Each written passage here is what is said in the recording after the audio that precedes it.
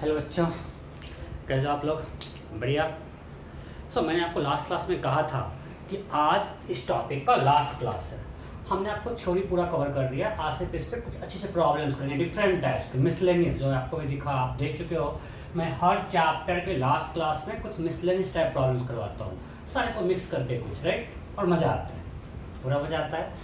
Start करते हैं, ठीक है? तो हम लास्ट में कहे थे इनर्शियल नॉन इनर्शियल फ्रेम, तो वहीं से स्टार्ट करते हैं। एक सिंपल क्वेश्चन लेते हैं। हमारे पास एक एलिवेटर है, ठीक है? इस एलिवेटर के अंदर, इसको बोलते हैं एटूड मशीन। मैं नाम नहीं बोला हुआ, इसका पुलिस सिस्टम क्या बोलते हैं? एटूड मशीन। ये और मेरा प्यारा सा जो हम बार बार देते हैं 6 kg एंड 4 kg, ठीक है? और थोड़ा सा चेंज है, ये जो है एक स्प्रिंग बैलेंस से जुड़ा हुआ है। ये जो पुल्ली है, फिगर समझ लो, ये क्या है? Spring balance. मैं पूरा फिर से फिगर बनाऊंगा नहीं।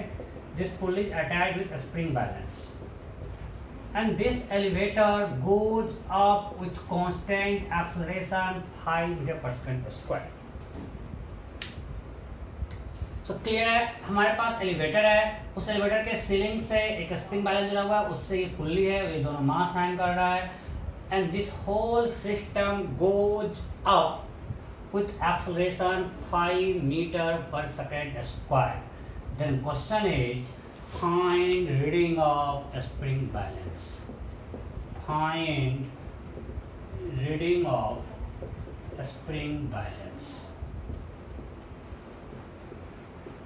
फटाफट find reading of spring balance, जल्दी कीजिए। You have to find reading of spring balance. फटाफट फटाफट।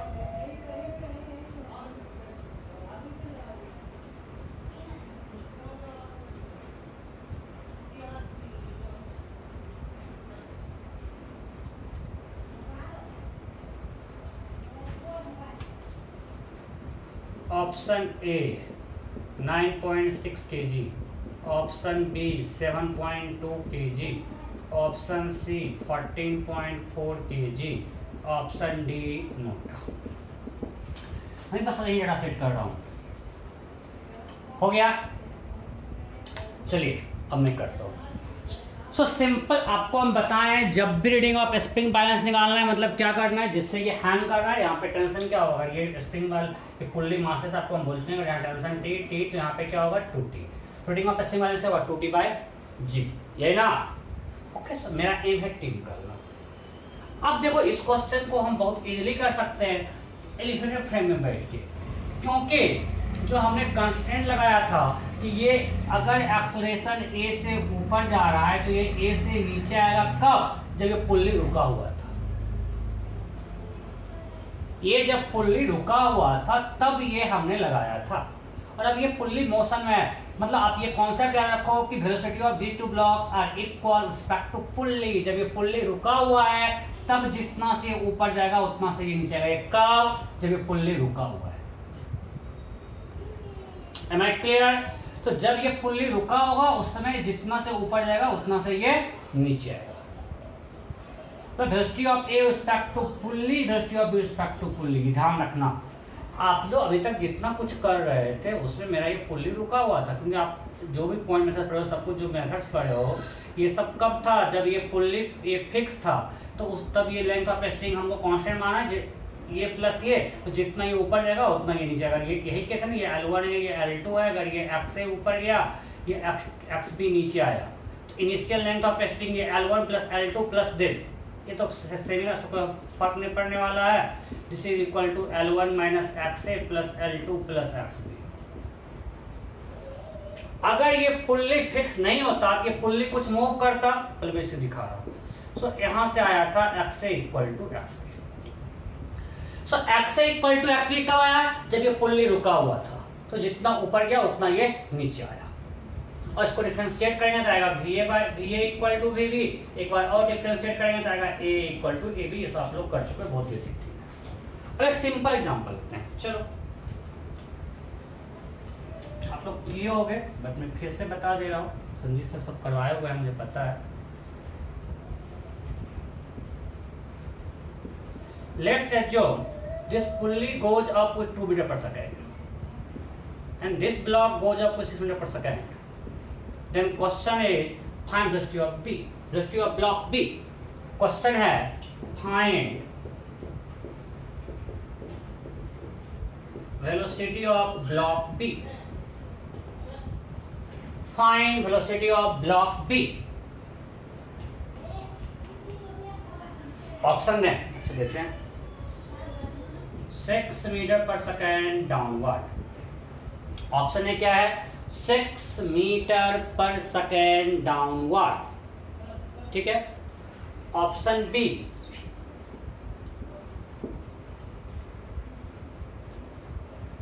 4 metre per second downward. Option C 2 metre per second downward. Option D. Question clear है? इसे पुल्ली सिस्टम था. अब पुल्ली रुका हुआ नहीं है. Pulley goes up with constant 2 metre per second and this block goes up with 6 metre per second. You have to find velocity of block B respect to ground. वह चीज कुछ नहीं पूछे हैं. रिस्पेक्ट टू ग्राउंड मैंने velocity of block B पूछा है. ठीक है. ओके. अब अगर हमने अभी आपको बताया उसको यूज करते हैं. ये पुल्ली है. हमने बोला पुल्ली के रिस्पेक्ट मतलब VAP is equal to VBP. मैंने आपको बताया कब जितना मतलब ये ऊपर जाएगा उतना ये नीचे. आपके ध्यान रखना अगर वेक्टर साइन मत लगाओ.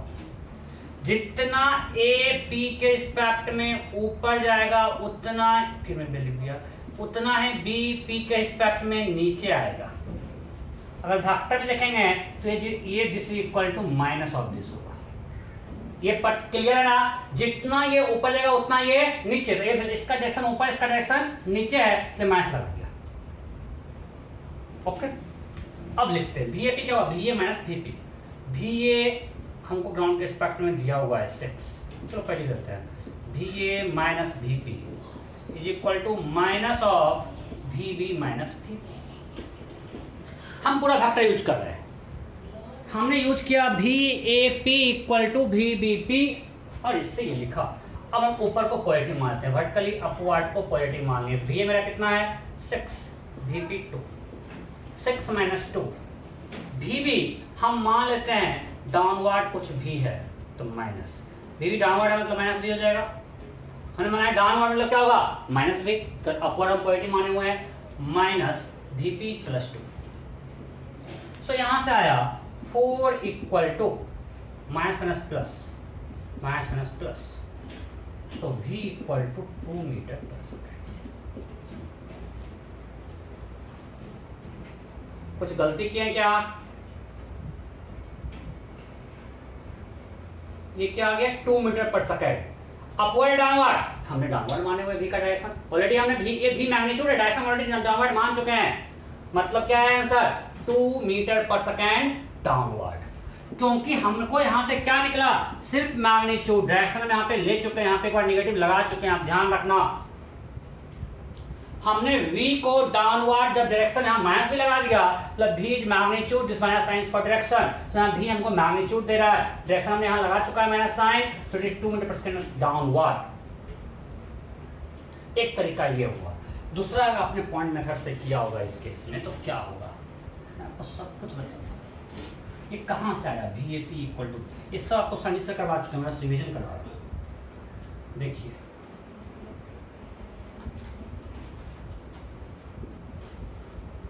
अब यहां पे मान लीजिए इधर जा रहा है और ये नीचे आ रहा है. A और B.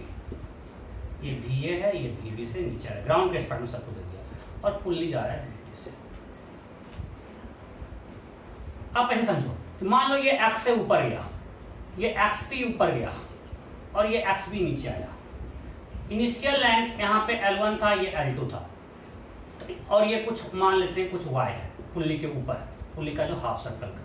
तो इनिशियल लेंथ ऑफ स्ट्रिंग क्या हो गया? L1 plus Y plus L2. पूरा स्ट्रिंग का लेंथ क्या हो गया? L1 plus Y plus L2. अब इक्वल टू, अब इस पार्ट का लेंथ क्या होगा? तो समझो ये था L1, अब ये X से ऊपर आया तो L1 माइनस X है और ये X भी ऊपर चला गया तो इसके कारण बढ़ेगा. समझो इसके कारण घटा और इसके कारण बढ़ गया, तो ए लेंथ को घटा रहा है और पी लेंथ को बढ़ा रहा है। यहाँ अभी L1 है, ये लेंथ L1 है, ये x से ऊपर आया हो गया L1 माइनस एक्स से, और ये चला गया XP तो प्लस XP हो गया। सिंपल, अगर कोई चीज़ का लेंथ दिया हुआ है 2 मीटर, ये आया 1 मीटर ऊपर, 1 मीटर हो गया, ये चला गया 2 मीटर ऊपर, 3 मीटर हो जाएगा, है नहीं। सो अब इस पार्ट का लेंथ होगा L1, ये x से ऊपर आया, ये x से ऊपर आके क्या हुआ, अल्टीमेटली ये A यहाँ आ गया और P यहाँ आ गया, और मान लिए B यहाँ आ गया, ये x भी नीचे आ गया और ये x से ऊपर आया। सो अब बताओ, ये पूरा L1 था, ये x से कहते क्या हुआ, L1 माइनस एक्स से, और ये XP ऊपर आ गया, तो XP और ऐड कर दिया, सो L1 माइनस एक्स से plus XP is equal, sorry plus, ये y तो कुछ नहीं हुआ, अभी पुल्ली के ऊपर उतना ही लेंथ है। अब ये पूरा पहले L2 था, ये L2 था, वो L2 था, XP नीचे आया, ये L2 है, XP नीचे आया, मीन्स प्लस XP। अब समझो, ये x नीचे आया, लेंथ को बढ़ाया, और ये XP ऊपर गया, ये भी बढ़ाया, दोनों दूर जा रहा है, दोनों लेंथ को बढ़ा रहा है, सो प्लस XP। सो देखो L1 y L2 कट गया, तो क्या आया मेरे पास, देखो मेरे पास इधर से आया XB minus X A is equal to 2XP। लोग इसको फॉर्मुला करते, मैं कोई फॉर्मुला नहीं कर रहा हूँ, ओ सॉरी, इधर आ जाएगा तो क्या होगा, XA minus XB, XA minus XB equal to 2XP। इसको बाद डिफरेंशिएट कर देंगे, आएगा VA minus VB equal to 2VP।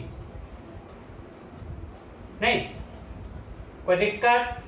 अब आपको VA कितना दिया हुआ था, VA कितना दिया हुआ था, मैंने क्वेश्चन में कितना दिया था, 6 minus VB equal to 2 into VB कितना दिए थे, 2। देखो VB आ गया 2 मीटर पर सेकेंड, सो ये भी यूज कर सकते हैं, बट ये ज़्यादा आसान है कि V पुल्ली के एस्पेक्ट में ये जितना ऊपर जाएगा उतना ही ये नीचे आएगा, इसलिए हमारा साइन लगा दिया। अब ये सब मेथड आपको समझ से करवा चुके हैं, मैं बार बार बोल रहा हूँ, मैं सिर्फ आज जैसे रिविजन करवा दिया, कोई दिक्कत नहीं, सब कोई बीच करो। चलो, तो यहाँ पे कितना दिक्कत हो गया, जो हम यहाँ ए मानते हैं, मेरा ओरिजिनल क्वेश्चन ही खो गया।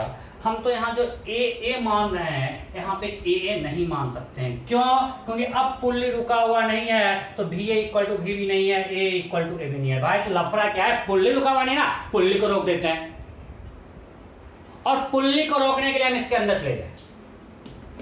अब हम इसके अंदर बैठकर आ गए, और जब इसके अंदर आए तो मेरे लिए पुल्ली रुका है कि चल रहा है, रुका हुआ है। अब मेरे बेटे के जब अंदर बैठ गए तो हमने पुल्ली को रोक दिया, मैं सब पुल्ली रुका हुआ है भाई, हमारी पुल्ली रुका हुआ है, वाह तो आसान हो गया। मतलब हमने ऑब्जर्वर ले लिया एलिवेटर के अंदर, तो मेरा ऑब्जर्वर है इनसाइड एलिवेटर, अब तो पुल्ली रुक गया, मतलब इसका एक्शन ए, इसका एक्शन ए, तो अब हम ए और बी को मान सकते हैं कि ए से ऊपर जा रहा है और ये ए से नीचे आ रहा है। क्यों, क्योंकि आपने पुल्ली को रोक दिया। भाई ठीक है, मजा आता है पुल्ली रोकने में, लेकिन हम तो नॉन नेचुरल फ्रेम में घुस गए हैं, कोई दिक्कत नहीं, इसलिए हमारे पास जुगाड़ है, स्यूडो फोर्स लगा देंगे। तो अब एक ग्रेविटी बनाते हैं इस फ्रेम के अंदर, तो पहले रियल फोर्स लगाते हैं, अर्थ का फोर्स 60 और ये कॉन्टैक्ट फोर्स 10, ये दोनों का रियल फोर्स। भूत क्या है, MA, सो मास कितना है 6, एक्शन कितना है 5, 30। ये आपको याद होगा, स्यूडो फोर्स क्या होता है, M इंटू A, किधर A के अपोजिट, मतलब जो ऑब्जर्वर का एक्शन किधर है ऊपर, लगेगा स्यूडो फोर्स नीचे, 6 इंटू 5 30। अब B का रियल फोर्स mg 40, टेंशन ऊपर, एम आई क्लियर, कोई डाउट है नहीं। एक्शन ऑब्जर्वर का ऊपर, स्यूडो फोर्स नीचे, m इंटू ए 4 इंटू 5 20। कोई दिक्कत नहीं, ओके चलो। सो अब इक्वेशन लिखते हैं, इसको माना ऊपर जा रहा है तो t माइनस 90 मान लिए, तो मान लिए t माइनस 90 इक्वल टू 6, ये माने नीचे तो 6t minus t equal to mass into acceleration, तो दोनों इक्वेशन को ऐड कर देते हैं। तो क्या होगा -30 इक्वल टू 10 है। सो ए इक्वल टू माइनस जो हमने माना उसका उल्टा, कोई दिक्कत नहीं है। अब निकालते हैं टी कितना, T equal to 6a plus 90 minus 18 plus 90 that is 72। जब टी निकल गया तो रीडिंग जो होगा वो होगा 2t by G. Reading is 2t by G that is 2 into 72 by 10 14.4। ये हमने बेसिक से किया। और हमने जो ट्रिक दिया वो भी यहाँ लगेगा भाई। जब हम इस फ्रेम में बैठ गए तब तो पुली रुक गया, इसके कोई रिलेटिव मोशन नहीं है ना। वो क्या बोला था कि वो जो फॉर्मूला आएगा तभी जब पुल्ली मेरा जो मूविंग पुल्ली है उसके और ब्लॉक के बीच में रिलेटिव मोशन नहीं होना चाहिए। जब हमने पुल्ली को रोक दिया तो पुल्ली तो रुक गया, कोई दिक्कत नहीं है। मूविंग पुल्ली, मैंने जो पुल्ली फिक्स तो कोई बात ही नहीं करनी है। जो मूविंग पुल्ली था उसके और ब्लॉक के रिलेटिव मोशन नहीं होना चाहिए था। यहाँ पे मेरा एक पुल्ली हमने इस फ्रेम के अंदर रोक दिया, मतलब अब हम डायरेक्ट वो फॉर्मूला लगा सकते हैं। अब वो फॉर्मूला डायरेक्ट अप्लाई कर सकते हैं ना, तो अब टी का फॉर्मूला लगाते हैं। डायरेक्ट लगाओ, डायरेक्ट इस फ्रेम में बैठ के इसको मिटाओ। अब हम क्या करते हैं, इस फ्रेम में बैठे और लिखते हैं T equal to coefficient 1 external force, एक तो 60 और एक ये भी लेना पड़ेगा। एक्सटर्नल फोर्स क्या है, mg प्लस ma, क्योंकि हम इसके अंदर बैठ के कर लगा रहे हैं टी का। 60 plus 30 90, 90 by 6 50। Am I clear? Acceleration opposite direction of tension due to external force। वैसा फॉर्मूला में ना TI into acceleration opposite to direction of tension due to external force। external force यहाँ पे एक 60 लग रहा है और एक 0 लगाना पड़ेगा। 30 60 प्लस 30 90 बाई 6 15 प्लस, फिर से यहाँ कोएफिशिएंट कितना है 1। Acceleration 20 plus 40 60 by 4 50 divide by coefficient square by mass plus coefficient square by mass. Solve करो 72 आएगा। करो करो करो करो, मैं तो यही करके फटाफट आंसर निकाला था। जब टी आ गया 72 तो रीडिंग क्या होगा 2t by G. So reading is 2t by G this by 10 that is 14.4 kg। Am I clear? किसी को कोई डाउट नहीं? ओके, सब आगे बढ़ते हैं। चलो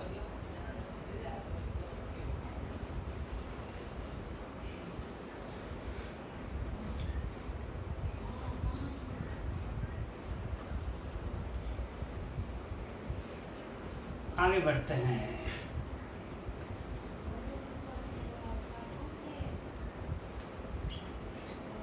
नेक्स्ट क्वेश्चन, ये क्वेश्चन किया, फिर एक और क्वेश्चन करते हैं। अब ये क्वेश्चन बहुत पूछा जाता है। मैं आपको पहले बोला कि आज से अच्छा क्वेश्चन करवाएंगे, सब परेशान नहीं होना है। ये क्वेश्चन बहुत पूछा जाता है, आपके सामने में 2-3 जगह। सिंपल,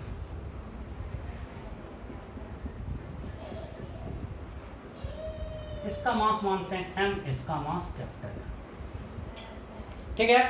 इसका मास स्मॉल मास, इसका मास कैपिटल है।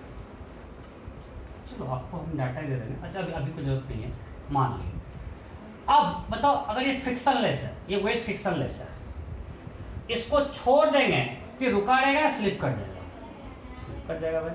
अगर ये वेट फ्रिक्शनलेस है, अगर इसको हम फ्री छोड़ दें, इस पे इधर mg का कंपोनेंट आएगा mg sin थीटा, ये स्लिप कर जाएगा, राइट। तो हमने क्या किया, इस वेट को इधर दे दिया acceleration a।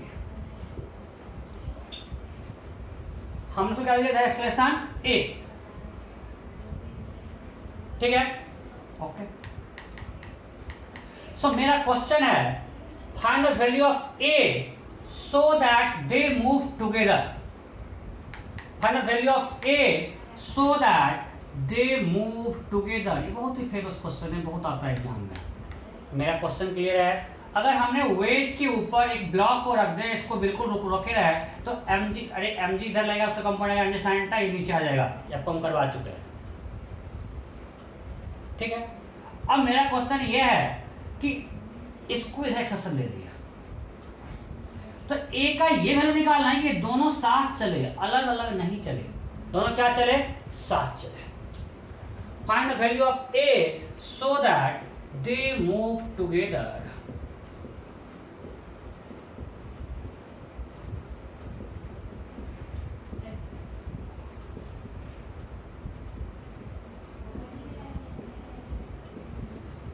Find the value of A so that wedge and block moves together.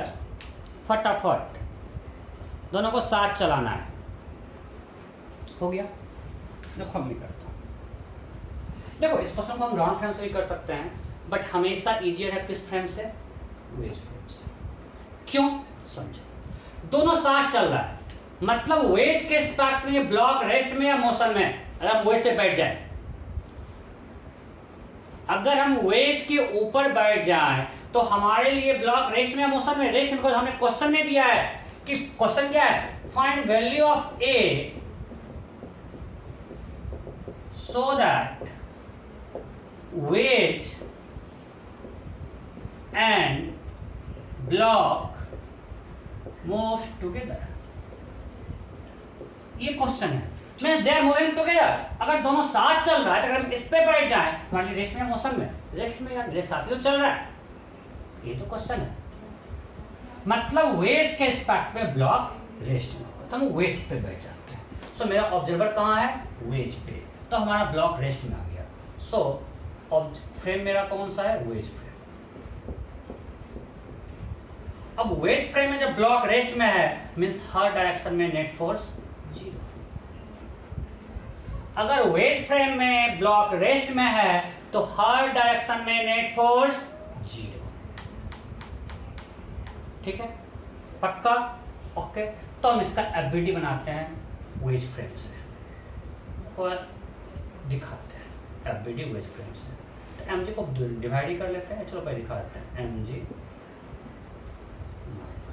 मेरा एफबीडी सही है गलत? वेज फ्रेम से. अरे भाई वेज फ्रेम में एक्सेलरेशन है. वेज एक्सेलरेट हो रहा है. एक्सेलरेशन ए से. वेज एक्सेलरेशन ए से एक्सेलरेट हो रहा है, मतलब wedge frame non inertial frame है. सो अगर हम वेज पे बैठ गए तो have to apply pseudo force किधर? तो अगर इसका मास m है, एक्शन ऑब्जर्वर का इधर है, वेज पे बैठा हुआ है, तो इसके अपोजिट इधर लगाना पड़ेगा pseudo force. Am I clear? और ये एंगल थीटा है. सो ये मेरा स्यूडो फोर्स है. स्यूडो क्यों लगा स्यूडो? बिकॉज़ हम वेज में बैठे हुए हैं और वेज फ्रेम इनर्शियल है, नॉन इनर्शियल फ्रेम है, और नॉन इनर्शियल फ्रेम में हम अप्लाई करने के लिए apply pseudo force opposite to direction of action of observer. तो इधर जा रहा है, स्यूडो फोर्स उधर जाएगा. क्लियर? अच्छा, अब ये एंगल थीटा, तो ये थीटा. अब हम लोग वेज फ्रेम में रेस्ट में है. अगर रेस्ट में है तो हर डायरेक्शन में नेट फोर्स 0. अगर वेज फ्रेम रेस्ट में है मींस हर डायरेक्शन में नेट फोर्स 0. अब आप किसी डायरेक्शन में फोर्स बैलेंस कर सकते हो. तो हमको निकालना है ए. देखो कैसे डायरेक्शन चूज करो. अब अगर आप मान ले कि इसके अलोंग बैलेंस हॉरिजॉन्टल में, तो कंपोनेंट ऑफ एन डी आ जाएगा. यहाँ पे दो अननोन है एन और ए. तो अब ऐसे डायरेक्शन जब रेस्ट में है, इक्विलिब्रियम में है, तो हमारे पास एक एज है कि हर डायरेक्शन में नेट फोर्स 0 है. हम किसी भी डायरेक्शन में फोर्स बैलेंस कर सकते हैं. ये हमारे पास बेनिफिट है. हम ऐसा डायरेक्शन चूज करेंगे जिसमें नंबर ऑफ अननोन्स कम आए. अगर हम along the incline way balance करें तो कंपोनेंट ऑफ एन 0 होगा, बिकॉज इंक्लाइन के ये परपेंडिकुलर है.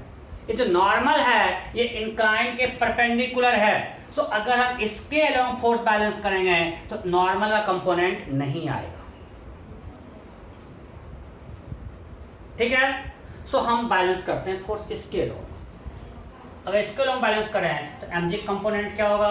mg sin theta. और इसका कंपोनेंट क्या होगा इधर? ma cos theta. और कोई फोर्स है इसके अलोंग? नहीं. कंपोनेंट इसका ले लिए, इसका ले लिए, इसका कंपोनेंट तो 0 होगा बिकॉज़ परपेंडिकुलर है. अब चूंकि रेस्ट में है so net force 0. So mg sin theta is equal to ma cos theta. So a equal to g tan theta.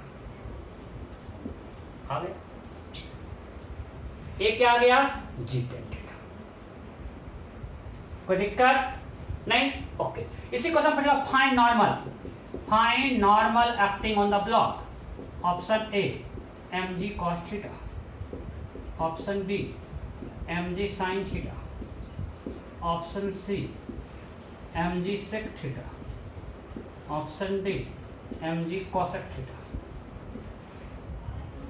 You have to find normal acting on this block.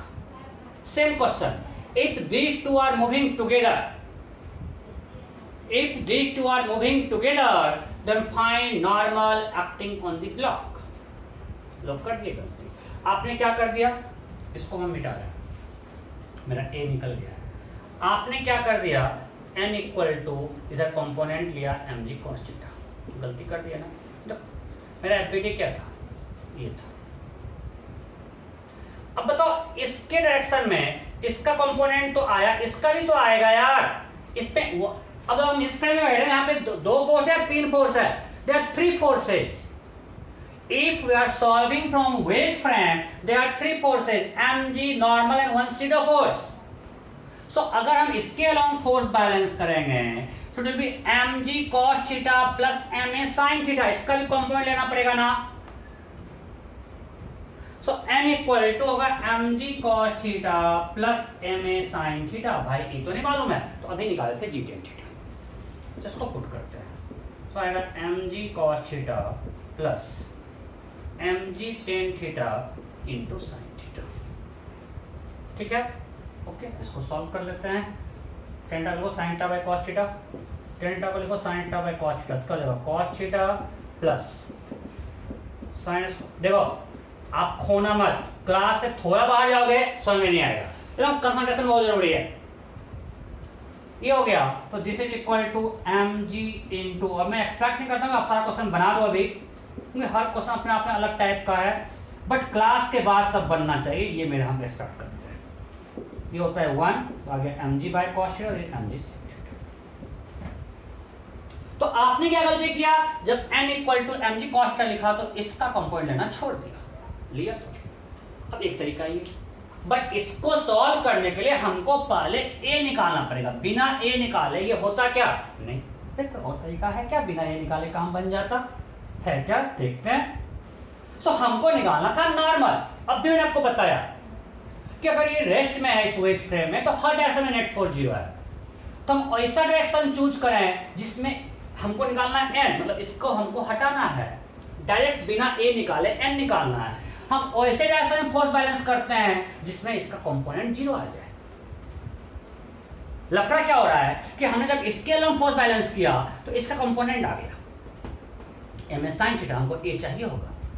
हम ऐसा direction choose करें जिस direction में component of ma 0 हो जाए. ma horizontal है, अगर हम वर्टिकल में फोर्स बैलेंस करें इस डायरेक्शन में तो कंपोनेंट ऑफ ma क्या होगा? इस डायरेक्शन में ma का कंपोनेंट क्या होगा? 0, बिकॉज ये वर्टिकल है. तो हम वर्टिकल डायरेक्शन में फोर्स बैलेंस करते हैं. चल, तो वर्टिकल में क्या होगा? दो फोर्स, इसका मोमेंट तो आएगा नहीं. n cos थीटा ऊपर और mg नीचे. So n cos theta minus mg equal to 0. तो कितना आसान हो गया. सब कुछ सही है, बट ये जल्दी बना. क्यों? क्योंकि हमने जब ये डायरेक्शन चूज किया इसका कंपोनेंट आया नहीं भाई, डायरेक्ट n निकल जाएगा. मजा आ गया. n cos theta equal to mg, so we got n equal to mg by cos theta, that is mg sec theta. Am I clear? कोई डाउट है? किसी कोई डाउट नहीं?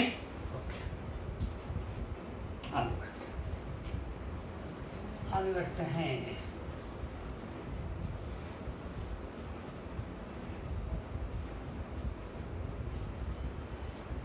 इसी क्वेश्चन में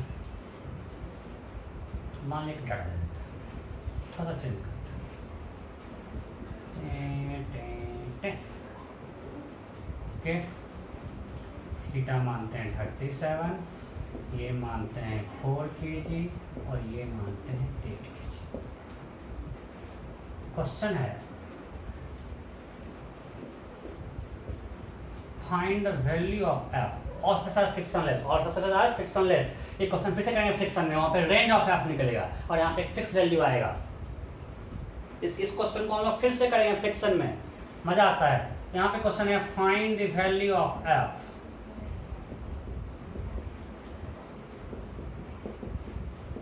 so that wedge and block moves together. Find the value of F so that wedge and block moves together. Option A.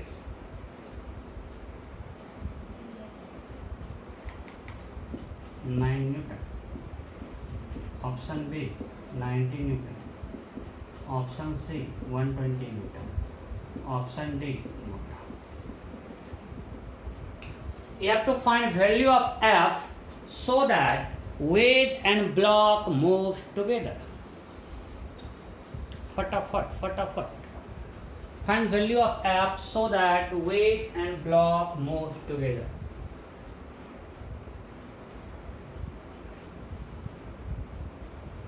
हो गया? Okay, solve नहीं करता हूं।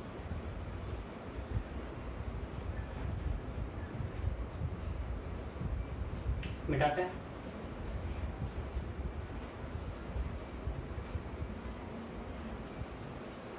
अब भी आपको हम बताया अगर दोनों को साथ चलाना है क्या करेंगे। इसमें एक्सप्रेशन ए मान लेते हैं, इसको मूव किया एक्सप्रेशन ए होगा, इस ए का वैल्यू क्या होगा अभी निकाल लें तो रिजल्ट आपको याद हो गया होगा। ए का वैल्यू क्या होगा जी टेन थीटा। अब मैं क्या उसमें फिर से नहीं करूंगा। अगर दोनों को साथ चलना है तो what should be expression of wedge if they are moving together. अभी मैंने किया है if they are moving together equal to G ten theta. मतलब दोनों साथ चल रहा है किस एक्सप्रेशन से जी टेन थीटा से। तो simple F equal to total mass लेंगे बिकॉज दोनों साथ चल रहा है। ये जो पूरा कंबाइंड सिस्टम है एक साथ चल रहा है और उस पर ये F लग रहा है। अच्छा तो ऐसा सिर्फ इसको लेंगे, जब इसको लेंगे फिर इसका भी फोर्स आ जाएगा नॉर्मल। फंस जाओगे चक्कर। वो बोला कि सर पूरा क्यों हो रहा है, हम सिर्फ लेंगे F equal to 8 into ji ten theta. अरे यार सिर्फ अगर इसको सिस्टम लेंगे तो इस पे एक फोर्स लगेगा इधर नॉर्मल और उसका कंपोनेंट आएगा हॉरिजॉन्टल में। जब कंबाइंड सिस्टम लेंगे तो FBD होगा ये 120 नॉर्मल बस और ये F। तो इस दोनों कंपोनेंट हॉरिजॉन्टल में नहीं है। कंबाइंड सिस्टम में हॉरिजॉन्टल में सिर्फ एक ही फोर्स F है। बट आप जो ही सिस्टम ये वेज लिए तो आपका अभी अगला क्वेश्चन करवाएंगे। यहां कुछ एक नॉर्म N1 आ जाएगा, ये N और ये 1 ये 80। सिर्फ वेज का एफबीडी ये है, सिर्फ वेज का एफबीडी ये है, ये नहीं है वेज में ये। अब इसका एक कंपोनेंट है हॉरिजॉन्टल में, तब को दो अननोन आ गया। क्यों चक्कर में पढ़ना चाह रहे हो? दो अननोन फिर दो ही क्वेश्चन लिखना पड़ेगा, किसके लिए किसके लिए। तो इससे आसान क्या है, आपको हमेशा कनेक्टिव बॉडी सिस्टम में बताए थे कि अगर हम पूरा अगर सब कुछ साथ चल रहा है तो कंबाइंड सिस्टम मान लेते हैं। हॉरिजॉन्टल सिर्फ एक ही फोर्स है F और कोई फोर्स नहीं है। So F equal to total mass. Total क्यों समझ में आ गया ना, क्योंकि अगर सिर्फ इसको लेंगे तो एक नॉर्मल आ जाएगा इसका और उसका कंपोनेंट भी हॉरिजॉन्टल में आएगा। तो उस केस में हम direct F equal to m into a नहीं सकते हैं। जब इसका लिखोगे यार, इसका इधर लगेगा F, इधर लगेगा N1, इधर लगेगा N, इधर लगेगा 80 और ये एंगल मान लीजिए थीटा है तो ये भी थीटा, तो ये क्या होगा 90 माइनस थीटा। सो हमको लिखना पड़ेगा F minus N1 sine theta equal to 8 into a. फिर एक अननोन आ गया N1, दो अननोन आ गया। फिर इसका भी क्वेश्चन लिखोगे तो दो अननोन, यहाँ पे अननोन क्या क्या आ गया F N1 A। ए तो निकालिए जी टेन थीटा है। फिर भी हमारे पास दो अननोन बचेगा F और N1। फिर एक और इक्वेशन लिखना पड़ेगा, तब चक्कर में फंस जाओगे। तो उससे आसान क्या है,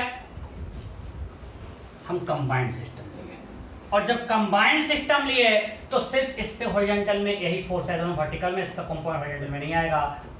तो लिखेंगे F equal to total mass into acceleration that is 12 into ji ten theta. G को हम 10 ले रहे हैं, 12 into 10, 10 37, 3/4, that is 90।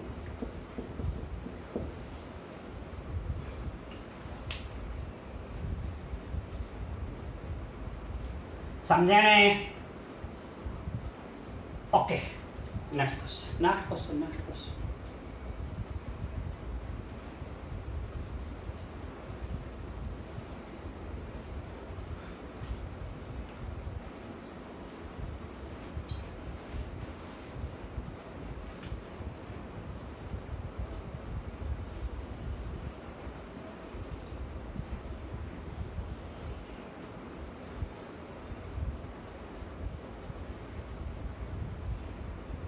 All surfaces are frictionless.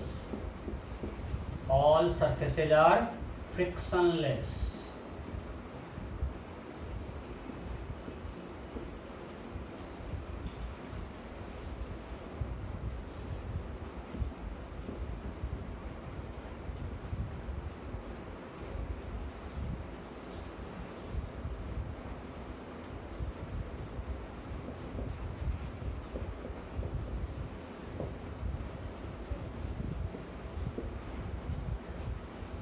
फिर से है, find value of m,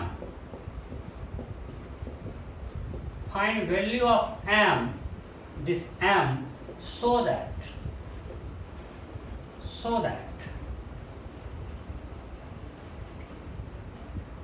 wedge and block move together।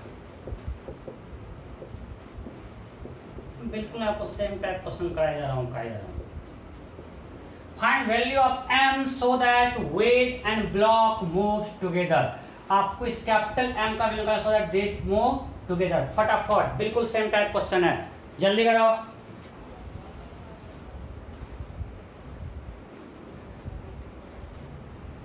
हो गया? देखो सेम टाइप का, अब तो मतलब आपको याद हो गया होगा, इतना पक्का है, ये दोनों साथ चल। अच्छा ऑप्शन दे दे, ऑप्शन देना ही भूल गए। चल option A 10 kg, option B 20 kg, option C 30 kg, option D 40 kg, option E मोटा। ओके ठीक है, हो गया। चलो मैं करता हूं। आपको इतना तो अब पता है कि अगर दोनों साथ चल रहा है, इसका एक्शन क्या होगा? सरफेस फ्रिक्शनलेस है तो g10 थीटा। अगर ये इधर g10 थीटा से जाएगा तभी दोनों साथ चलेगा। इतना तो आपको याद हो गया। इसके बाद और बता दें g10 थीटा कैसे आया? चलो बता दें। हमने ये किया था, तो कितना आसान कर सकते हैं। बहुत बड़ा सोल्यूशन है, सिर्फ क्वेश्चन है ऐसा कुछ, उसमें डाटा नहीं दिया हुआ है, बट लोग बड़ा सोल्यूशन बनाते हैं। 2 लाइन बन जाएगा ये कि इधर जा रहा है पूरा सिस्टम। हमने यही किया था ना, तो हम इस पे बैठ गए, इसका एफबीडी बनाया, इधर लगा MA, इधर लगा MG और इधर लगा नॉर्मल। हमने वेज फ्रेम से इस ब्लॉक का एफबीडी बनाया। फिर ये एंगल थीटा है क्योंकि इसके रिस्पेक्ट में रेस्ट में है, so MA cos theta equal to MG sin थीटा। यही तो किया था। तो आपको जब क्वेश्चन पूछेगा, ऐसे आपको तो ऑब्जेक्टिव एग्जाम देना है, मतलब नहीं रिजल्ट याद रखा तब भी काम चल जाएगा कि जब अगर सरफेस फ्रिक्शनलेस है, अगर एक्शन g10 थीटा है, they are moving together. So MA cos theta ऊपर equal to MG sin theta, so A equal to g10। देखो कितना आसान है। सो अब अगर दोनों साथ चलना है means A equal to g10 theta, तो इसका एफबीडी बनाएंगे। अब कंबाइन ले लेते हैं, क्योंकि दोनों साथ चल रहा है ना, तो क्या होगा? इसका इक्वेशन T इक्वल टू 10 है। दोनों को साथ सिस्टम मान सकते हैं, दोनों को साथ में होने में से T लग रहा है, कुछ नहीं लग रहा है। जैसे equal to T 10A, that is equal to 10 into 10 into 3/4, 75 newton. तो T निकल गया। अब जब ये इधर A से आएगा तो ये भी नीचे A से जाएगा। अरे हाँ नहीं, ये तो कंबाइंड हो गया। जब साथ चल रहा है इसको भी सिंगल ब्लॉक मान सकते हैं। जब साथ चल रहा है तो ये दोनों साथ चला, इसको सिंगल ब्लॉक मान लिया। इधर लगा T इक्वल टू 10 है और इधर लगा नीचे एक्शन A। अब इसका एफबीडी बनाते हैं, इसका एक्शन नीचे A है, सो mg और ऊपर T और जा रहा है एक्शन A से, so right mg minus T equal to MA। So m means 10m minus 75 equal to m into 7.5. ये क्या है? जीटा डेल्टा है 7.5 वैल्यू रखो आ जाएगा. सो इसको इधर लाए 2.5 m equal to 75, so m equal to 30 kg. Am I clear? तो आसानी से निकल गया. समझे नहीं? Put out? नहीं. कितना आसान सा है. सो आपको कॉन्सेप्ट फिर समझ में आ गया होगा. एक और करते हैं इसी वेज पे. ये जी वेज कर रहे हैं अभी, तो वेज को ही पहले निपटाते हैं.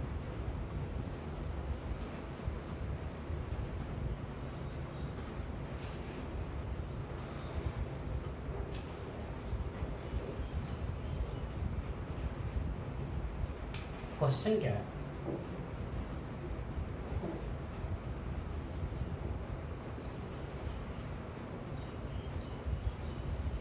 हमने बस इसमें ब्लॉक को रख दिया.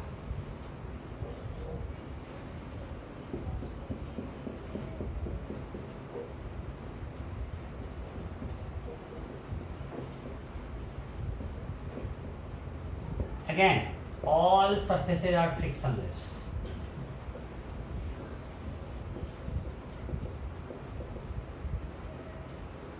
और ये फिक्स नहीं है, ये वेज फिक्स नहीं है, मूवेबल है.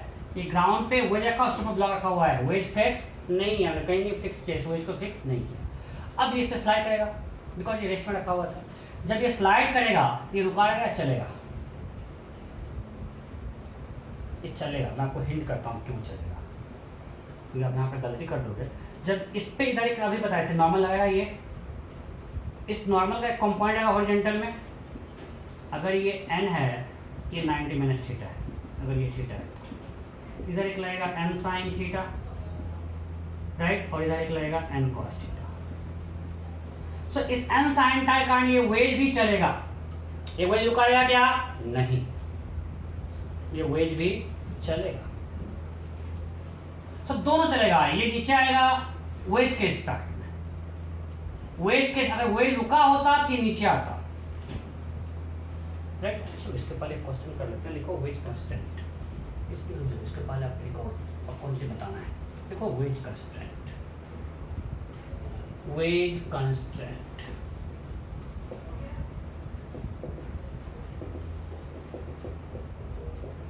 सिंपल है, कोई बड़ा चीज नहीं है. आप एक सिंपल थिंग समझो. मान लेते हैं कि ऐसा कुछ, और इसके पीछे एक ब्लॉक रखा होगा. ये एंगल थीटा है, ठीक है. अब क्वेश्चन ये है, इस वेज को एक्सेशन ए दे दिए. ये ब्लॉक नीचे है, इधर दो वॉल के बीच एक ब्लॉक है. ये तो वर्टिकल वॉल के बीच एक ब्लॉक है. तो ये ब्लॉक किधर जाएगा? नीचे ही जाएगा. ये ब्लॉक किधर जाएगा? नीचे. अरे हाँ नहीं, ये दो वर्टिकल वॉल के बीच एक ब्लॉक है, ब्लॉक जाएगा नीचे. अगर वो जाएगा इधर तो ब्लॉक जाएगा नीचे. क्वेश्चन है, if wedge moves with acceleration a, if wedge moves acceleration a, then find acceleration of block. Then find acceleration of block. Option A sin theta. Option B, A cos theta. Option C, A tan theta. Option D, nota. सोचे करना. If wedge moves with acceleration A, then fraction of block. और वो veg के ऊपर दो fix wall के बीच में रखा हुआ है. Means this block can move only in vertically direction, in vertical direction. चलिए मैं बताता हूँ इसको. समझो, इस चीज को समझो. जैसे हम इस ब्लॉक को यहां पे रख देते हैं, तो हमको पता है कि ये ब्लॉक इसके अंदर पेनिट्रेट नहीं कर सकता, राइट. इस ब्लॉक का एक्सेलरेशन y में 0 है. सिमिलरली अगर एक फिक्स्ड वे इंक्लाइंड प्लेन है, इस पे एक ब्लॉक रख दिया. सो अब हमको पता है इधर तो स्लाइड कर जाएगा, बट इसके अंदर ब्लॉक नहीं आ सकता है। मतलब अगर हम इसको मान ले कोई डायरेक्शन y डैश, तो acceleration in y dash is 0। ये पार्ट समझ में आया कि नहीं? अरे सरफेस हार्ड है तो इसके अंदर ब्लॉक पेनिट्रेट नहीं कर सकता है क्योंकि सरफेस हार्ड है, और हार्ड सरफेस के अंदर ब्लॉक पेनिट्रेट नहीं कर सकता है, मींस इसका एक्शन इस डायरेक्शन में क्या है? 0। Direction of block in y dash 0 है, राइट? तो अब ये तो यहां सरफेस फिक्स था। अब अगर हम वेज लेते हैं और मानते हैं फिक्स्ड वेज है, अगर ये फिक्स्ड है और इस पे एक ब्लॉक रख देता है, ये वेज फिक्स्ड है। तो अगर ये फिक्स है तो हमको पता है कि इसके अंदर पेनिट्रेट नहीं करेगा, तो फिर से a इन y डैश 0 होगा। इस डायरेक्शन में एक्सेशन ऑफ ब्लॉक 0 होगा। ये ब्लॉक इसके अंदर, इस वेज के अंदर पेनिट्रेट नहीं कर सकता। अब अगर ये वेज मोशन में हो तो हम कैसे निकालेंगे? तो सिंपल हम वेज के ऊपर बैठ जाते हैं, हम वेज को फिक्स कर लेते हैं। अगर हम वेज के ऊपर बैठ जाएंगे तो हमारे लिए वेज रुका हुआ है कि चल रहा है? रुका हुआ है। अगर हम वेज के अंदर वेज के पर जाकर बैठ गए तो हमारे लिए वेज क्या है? रुका हुआ है। M I clear? सो हमको पता है रुका हुआ वेज के परपेंडिकुलर डायरेक्शन में पेनिट्रेट नहीं कर सकता है। मतलब हमने देखो यही चीज बस बच गया, ये अगर समझ गए तो हो गया। ये ब्लॉक है, वेज है, it's not block respect to wedge in y dash 0। हम ये क्यों लगाए? रिस्पेक्ट टू वेज क्यों लगाए? क्योंकि हम जब वेज पर बैठ गए तो वेज रुक गया, और जब वेज रुका हुआ है तो उसका एक्शन इस डायरेक्शन में 0 है। तो जब भी वेज कंस्ट्रेंट यूज करना है हम वेज पर बैठ जाए। वेज पर बैठते ही हमको पता है कि इसके अंदर पेनिट्रेट नहीं कर सकता है, तो इस डायरेक्शन में एक्सेलरेशन 0 होगा। मतलब acceleration of block minus acceleration of wedge, ये होगा ABW। इसका component in y dash 0 means acceleration of block in y dash will be equal to acceleration of wedge in y dash. y dash के along दोनों component same होगा, ठीक है? तो हमने वेज का a माना है, तो हमको कंपोनेंट की डायरेक्शन में देखना है, इसके परपेंडिकुलर इस डायरेक्शन में। सब ध्यान दो, ए मेरा किधर है? इधर। ये थीटा तो ये थीटा, ठीक है, 90 माइनस थीटा। तो ये ए वेज इन y डैश क्या होगा बोलो? अरे ए वेज इन y डैश नीचे की तरफ, अरे हाँ नहीं, कितना? a sine theta. कोई दिक्कत नहीं? हमने बताया आपको कि अगर ये वेज रुका होता तो ब्लॉक इसके अंदर पेनिट्रेट नहीं करता। मतलब अगर हम वेज को रोक दें मींस वेज के स्पेक्ट में ब्लॉक का एक्सेलरेशन परपेंडिकुलर टू वेज 0 होगा। Action of block with respect to wedge perpendicular to wedge is 0। तो परपेंडिकुलर टू वेज हमने y डैश मान लिया है, तो action of block with respect to wedge in y dash will be 0। अब simple हमने इस वेक्टर का कंपोनेंट लिखा है तो ये होगा। अब A B component y dash में और A W component y dash में दोनों इक्वल होगा। तो component of A B in y dash अभी हमको निकालना है। ए डब्ल्यू इधर है, ए कंपोनेंट y डैश में क्या हो गया? a sin theta. लिख दिया। अब ए ब्लॉक, ब्लॉक किधर है? ब्लॉक एक्शन इधर है, ये ए बी है, ये हमको वैल्यू निकालना है। हमको निकालना है कंपोनेंट इसके अलोंग, ये मेरा वेज है, ये एंगल थीटा है, तो ये थीटा, ये अभी हमने लिखा 90 माइनस थीटा, ये क्या होगा? थीटा। और ये मेरा ए बी है, तो इसका component along perpendicular to wedge क्या होगा? A B cos theta. So A B cos theta is equal to A sine theta. और याद मत करना कि हमेशा ए टेन थीटा होता है, that is a sine theta by cos theta a tan theta. इस केस में आया ए टेन थीटा।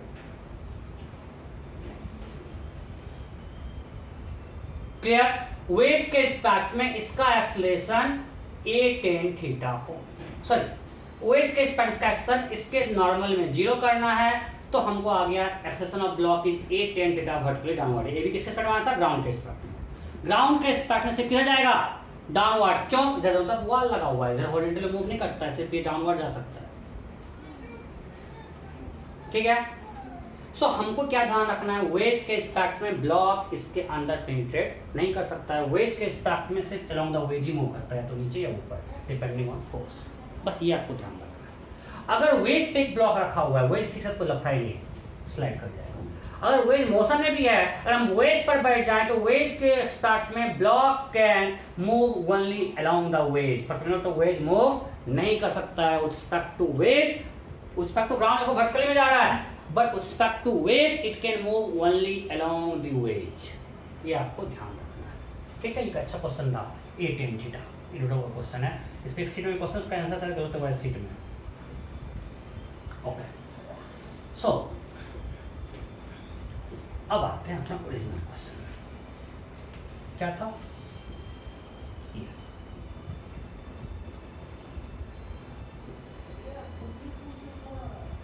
ये एंगल 37 है, ये 4 kg, ये 6 kg।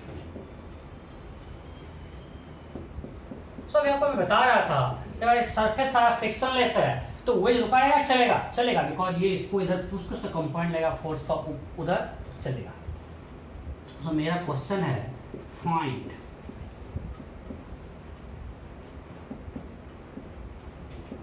Acceleration of wedge. ये क्वेश्चन है, फाइंड एक्सेलरेशन ऑफ वेज, निकालो वेज का एक्सेलरेशन क्या होगा। All surfaces are frictionless, frictionless दिया हुआ है, हो गया क्या? देखो ऑप्शन दे इसमें स्टार्ट नहीं करता, आप सब लोग बना लो इसको, थोड़ा अच्छा क्वेश्चन है, हो जाएगा, डन लिखना हो जाएगा, पलट लिखो done done done done done done done done, फटाफट, टाइम कितना है, चलो निकल। सो मैंने आपको एक चीज बताया कि वेज के रिस्पेक्ट में ब्लॉक किधर जाएगा, इधर, तो हम क्या करते हैं वेज फ्रेम में बैठ जाते हैं। आसान किस फ्रेम में होगा, वेज फ्रेम में। तो चलो हम पहले मानते हैं कि वेज जाएगा, एक्सेलरेशन कुछ जा रहा है, एक्सेलरेशन a1 से, और ये है a2, ये a2 क्या है, acceleration of block respect to wedge. ये आपको ध्यान रखना है, ये हमने किसके रिस्पेक्ट में माना है, वेज के रिस्पेक्ट में। हमको देखो, हमको पता है कि वेज के रिस्पेक्ट में ब्लॉक सिर्फ इस पे स्लाइड कर सकता है, हम वेज को रोक देते हैं कि सिर्फ इधर आ सकता है, इधर जा नहीं सकता है, ये हमको पता है, इसलिए हम आसानी से मान सकते हैं। ग्राउंड के रिस्पेक्ट में क्या होगा, इसका नेट वेक्टर, ये चीज ध्यान रखो। अगर हम यहाँ देखेंगे तो ये है मेरा acceleration of block respect to wedge, और ये है मेरा acceleration of wedge respect to ground. तो अगर ये वेक्टर है तो ऐसा कुछ बीच में आएगा, action of block respect to ground, तो बहुत परेशानी में फंस जाएंगे। अगर हम ग्राउंड के रिस्पेक्ट में सॉल्व करेंगे तो टफ हो जाएगा, क्योंकि हमको इसका डायरेक्शन फिक्स नहीं है, ये डिपेंड करेगा इसके और इसके वैल्यू पे किधर ये जाएगा नेट, नहीं ट्रायंगल लॉ से। अगर ये A B G equal to क्या होगा, A B W plus A W G, आपका ए बी डब्ल्यू इधर है, ए डब्ल्यू जी इधर है, तो कुछ ऐसा होगा, मान लीजिए ए डब्ल्यू जी इधर है, तो कुछ ये होगा आपका ए बी जी। अब ये कितना एंगल हुआ depending on magnitude of this and this, ये हमको नहीं पता है, इसलिए हम क्या किए, इसको वेज के रिस्पेक्ट में इधर मान लिए बस, और वेज फ्रेम से काम करेंगे। ये मिटाएं, सबको समझ रहा ना, सारा कुछ यूज हो रहा है यहाँ पे। चलो अब मैं करता हूँ,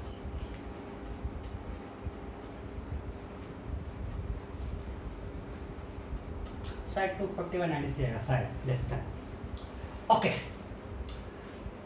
अब हम बनाते हैं बेटी पहले वेज का ग्राउंड फ्रेम से, वेज का किस तरह से बना रहे हैं, ग्राउंड फ्रेम से। तो वेज पे इधर निकलेगा नॉर्मल, राइट, इधर निकलेगा नॉर्मल N1, और यहाँ लगेगा mg नीचे क्या पावर होगा, GTM मानते हैं 60, सिर्फ वेज करना है। कंबाइंड सिस्टम नहीं मान, अच्छा सब कंबाइंड मान रहे, कंबाइंड नहीं मान सकते, दोनों साथ चल रहा है क्या, नहीं, इंडिपेंडेंटली चल रहा है। अभी तक हमने जो किया था उसमें wedge and block wedge moving together, तो हम कंबाइंड सिस्टम मान पा रहे थे। अभी दोनों साथ नहीं चल रहा है, अलग अलग चल रहा है, अलग अलग, तो कंबाइंड सिस्टम मान सकते हैं क्या, नहीं मान सकते। ठीक है, तो हमको सेपरेट सिस्टम आना पड़ेगा, इसको अलग इसको अलग। हमने इस वेज का एफबीडी बनाया, वेज का मास 6 kg है, तो धरती माता ने लगाया 60, ये लगाया नॉर्मल, और ये भी कुछ लगाएगा N1, और इसका एक्सटेंडर A1 हमने माना हुआ है। इसका इक्वेशन लिखते हैं, ये एंगल 37 है,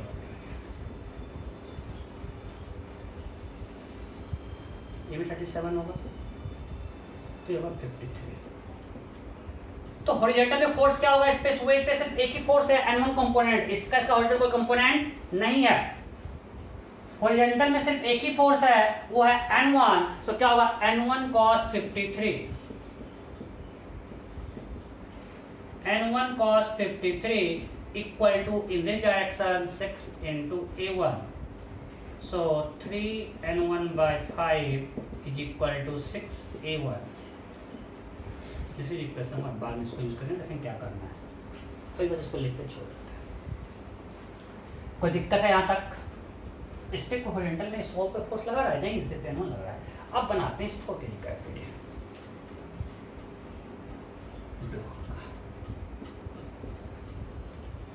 धरती में का फोर्स 40, ये जब हमने वहां माना N1, यहाँ भी N1, और हम किस वेज फ्रेम से बना रहे हैं इसको, वेज फ्रेम से, बिकॉज हमको एक्शन किसके एस्पेक्ट में पता है, वेज के एस्पेक्ट में। हमने वेज फ्रेम से एक्शन माना है A2 इधर, तो जब वेज फ्रेम से बनाएंगे तो वेज फ्रेम मेरा एक्सेलरेटिंग है या non accelerating, accelerating, inertial frame नहीं है, नॉन इनर्शियल फ्रेम है, means you have to apply pseudo force in this direction, that is 4A1।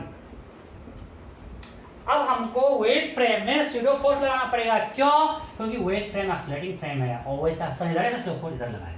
अब हो गया, 4 kg पे 2 रियल फोर्स लग रहा था, धरती माँ का और नॉर्मल, और एक आ गया हमारा जुगाड़, क्योंकि हम वेज फ्रेम से सॉल्व कर रहे हैं। क्यों वेज फ्रेम से कर रहे हैं? आपको हम पहले बताया, हमको वेज के स्टार्ट में पता है एक्शन इधर होगा, इसलिए वेज फ्रेम से कर रहे हैं। इसका एक्शन इधर A2 है। इधर नेट फोर्स क्या होगा, कंपोनेंट आएगा सिर्फ इसका और इसका। ये एंगल कितना है, ये है 37, राइट। तो ये होगा 4A1 cos 37, और इधर ये होगा 40 sin 37, दोनों इधर ऐड होगा, राइट।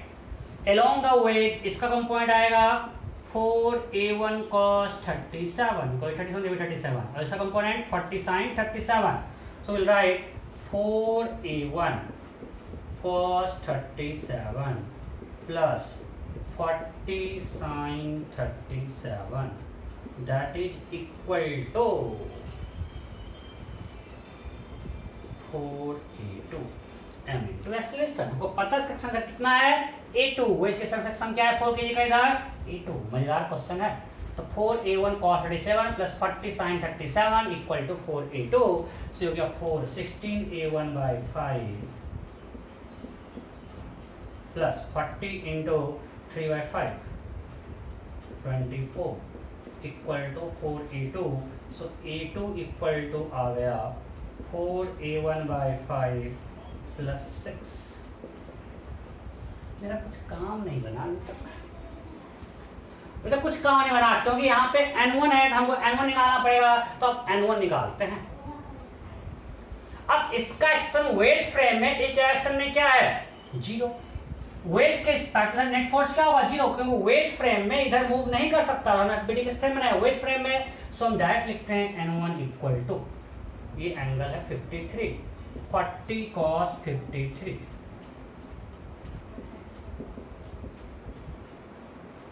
अब बताओ इसका पॉइंट क्या होगा, इसका इधर और इधर जाएगा, तो प्लस या माइनस, माइनस, या ऐसे लिखो, N1 ऊपर है, समझो इधर है 4A1, 4A1 किधर है,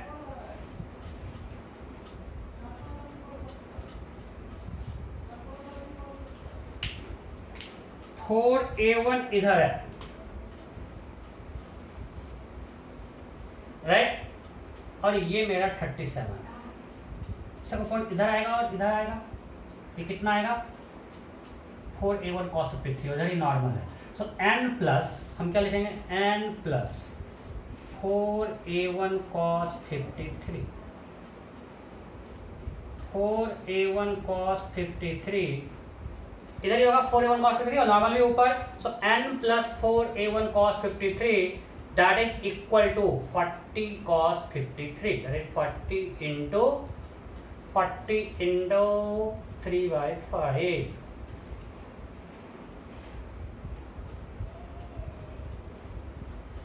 कुछ गलती नहीं कर दी, कर दिया ना, कर दी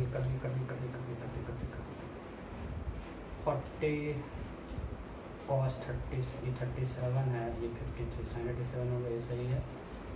और कुछ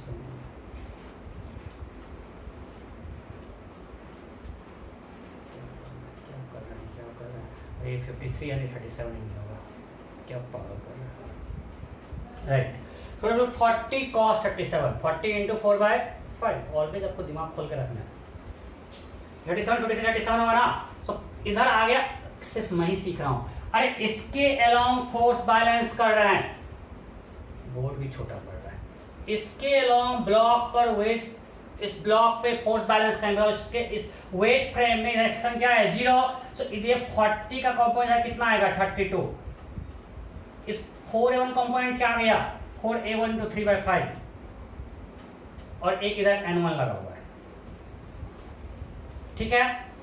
सो ये क्या हो गया N1 plus 4A1 to 3/5, 12A1/5 equal to 32।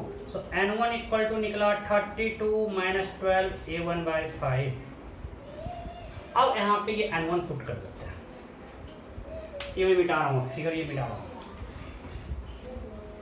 अब हम इक्वेशन 1 में N1 पुट करते हैं, putting N1 in equation 1, putting N1 in equation 1 क्या होगा 3/5 इंटू N1 कितना है 32 minus 12A1/5 that is equal to 6A1। अब सॉल्व करो, यहां से A1 निकल जाएगा 96/5 minus 36A1/25 plus 6A1, right. So 96/5 equal to ये 25 36A1 plus 150A1। So 96 into 25 equal to 186A1 into 5। So A1 equal to 96 into 25 by 186A1। Sir by 186 में पागल हो रहा हूँ, दैट इज मैं आपको यही आंसर बोला था इंटू 5 480 बाय 186 आ तो रहा है, सही है। सो इसका कोई जरूरत था नहीं, ये हमेशा अगर ये पूछता तो इसका जरूरत पड़ता, इसका यहाँ पे कोई जरूरत नहीं था। मैंने क्या किया, मैं फिर से समराइज कर रहा हूँ, मैथ्स को छोड़ो फिर समझो। हमको ये सब छाप लियो और मैथ्स को हटा के सिर्फ फिर आपको समझा रहे हैं फिर से एक बार, ठीक है। टाइम है खत्म ही होने वाला है, मैं आपको एक बार फिर से फिजिक्स समझाता हूँ।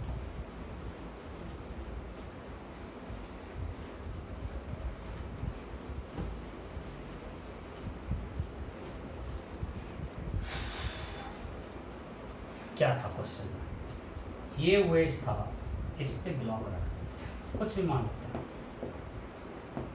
हमको पता है कि ये ब्लॉक इधर आएगा विथ रिस्पेक्ट टू वेज, और वेज इधर जाएगा, क्यों जाएगा समझ में आ गया, वो इधर पुश कर रहा है। अब हमने क्या किया, पहले वेज का एफबीडी बना लिया, ग्राउंड फ्रेम में इधर लगा नॉर्मल, इधर लगा कैपिटल Mg और इधर लगा N1। अब वेज किधर जा रहा है, इधर नेट फोर्स लिख दिए, ये थीटा है तो ये थीटा, तो ये 90 माइनस थीटा, सो आ गया N1 sine theta is equal to M into A. Story complete कर दिया यहीं पे। अब हमको यहाँ पे दो अननोन है N1 और एक और इक्वेशन चाहिए हमको, N1 एक टर्म में निकालना है। तो हमने ब्लॉक का एफबीडी बनाया वेज फ्रेम में, क्यों, क्योंकि हमको इसका एक्शन वेज के रिस्पेक्ट मालूम है इधर है, तो हम वेज के फ्रेम में बना रहे हैं ब्लॉक का एफबीडी। पहले रियल फोर्स दिखा दिए और एक लग गया, एक्शन वेज का उधर 0 लगेगा इधर। अब हमको n1 निकालना है ना, तो इस डायरेक्शन में चूंकि वेज का एक्सटेंशन, इस ब्लॉक का एक्सटेंशन 0 है वेज के रिस्पेक्ट में, इधर आप नेट फोर्स 0 कर दियो, इधर फोर्स बैलेंस कर दियो, कुछ नहीं किया। तो इसका कंपोनेंट अगर ये यहाँ पे थीटा है, ये हो गया थीटा। सो n1 में mg cos स्ट्राइक आएगा, और ये भी चूंकि इधर एक जीरो फोर्स लग रहा है, दैट इज ma1, तो ये थीटा, तो ये 90 माइनस थीटा। सो आ गया n1 plus ma1 sin theta equal to mg cos थीटा। दैट्स इट, 2 अननोन, 2 इक्वेशन, सॉल्व इट।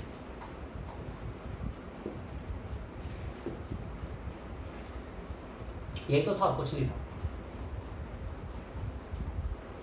यहां से हमने n1 को पुट कर दिया a1 के टर्म में, ठीक है। ओके, अब देखो क्वेश्चन बहुत सारे हो सकते हैं, आपके असाइनमेंट में क्वेश्चन है वहाँ डिस्कस करेंगे, बहुत सारा क्वेश्चन है असाइनमेंट में, तो 1 बाय 1 असाइनमेंट में क्वेश्चन होगा। मैं आपको डेली कुछ एक होमवर्क देते रहूँगा, आप लोग करते रहोगे, मजा आएगा, करेंगे, ठीक है। और मैं इससे का सारा क्वेश्चन तो क्लास में या असाइनमेंट में कवर कर लिया हूँ, तो आपको इससे वाला सुनाने की जरूरत भी नहीं है, मैं सब कुछ कवर कर रहा हूँ, ठीक है। Okay, bye bye.